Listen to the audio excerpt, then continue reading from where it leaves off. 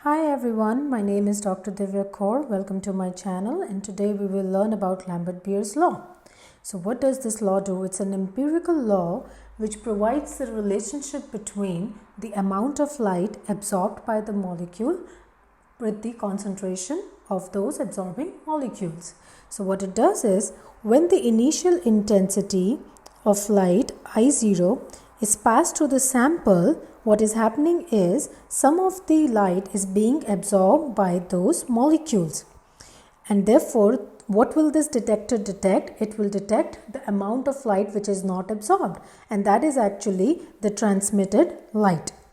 So I is the transmitted light intensity which is being detected by the detector. Now this law provides two different relationships in two notations. The first one is the exponential notation, which is the ratio of the intensities is equal to the 10 to the power minus epsilon CL. Now epsilon is the molar extension coefficient. It is also known as molar absorptivity. And C is the concentration of the absorbing species, and L is the path length. So if you look into this figure again, this is the L. So the intensity is also path dependent. The other notation is absorbance, which is the amount absorbed by the species, known as absorbance, and it's equal to the ratio of logarithmic I0 by I, and it is the product of epsilon, concentration, and path length, which means that if you have a large amount, higher the concentration, higher will be the absorbance values, or the larger the path length, the higher the absorbance. Another important point is this epsilon, which is the molar extension coefficient. It depends on the nature of the molecules, whether the molecule is highly conjugated or not. So for highly conjugated system, the epsilon value is very large. That means it has a large absorbance value. Now let us understand about the relationship between transmittance and absorbance. So what you can see is that it's a exponential decay, and the absorbance is actually negative log of transmittance. Why? Because if the molecule is absorbing higher amount of light, the transmitted light will be decreased. So higher the absorbance, least will be the transmitted values.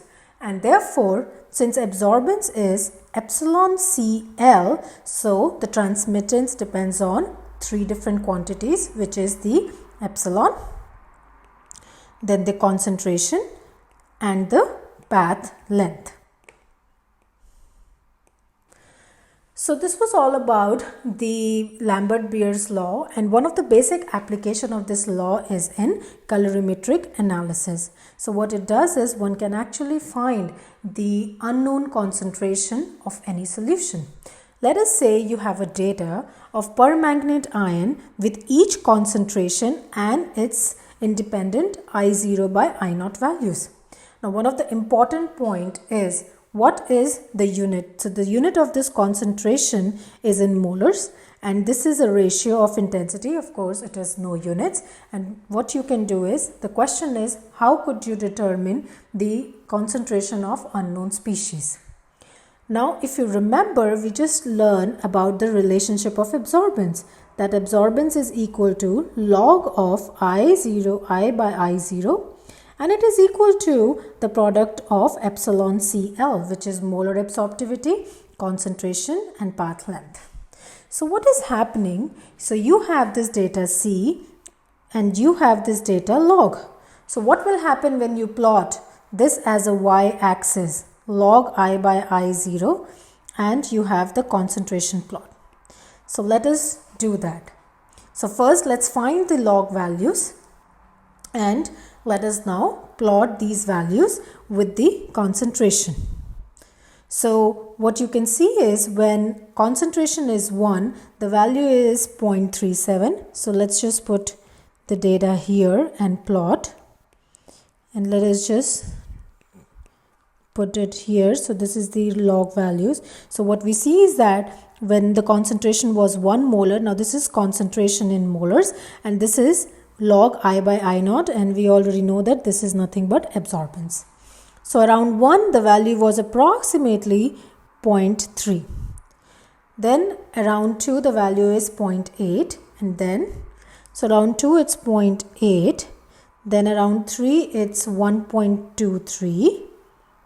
So 1.23 should be approximately here, and then no, actually it's here, and then 1.5 is, let's say, here. So what is happening when you plot this, you get the equation of straight line, and with this equation, what the equation you got is y equals 0.4028x minus 0.0003. So this is the equation you got, because every straight line, the equation is y equals mx plus c. So c is the intercept, which in this case is minus 0.003. M is the slope, which is 0.4028. What is y? So as you can see, y is absorbance. And what is your x? X is your concentration. Okay, so let's say, so this is the equation you got, and let's say you have the absorbance of an unknown species is 0.1422. So what is the concentration corresponding to this absorbance? So how you can find? Now with this plot, you already have an equation that y equals 0.4028x minus 0.0003. And we already know that this y is absorbance, and this x is the concentration of permanganate ions, and therefore what will happen is you substitute the value to be 1.422. This will be equal to 0.4028 times concentration of permanganate ion minus 0.0003. So you will move this here and you will solve it.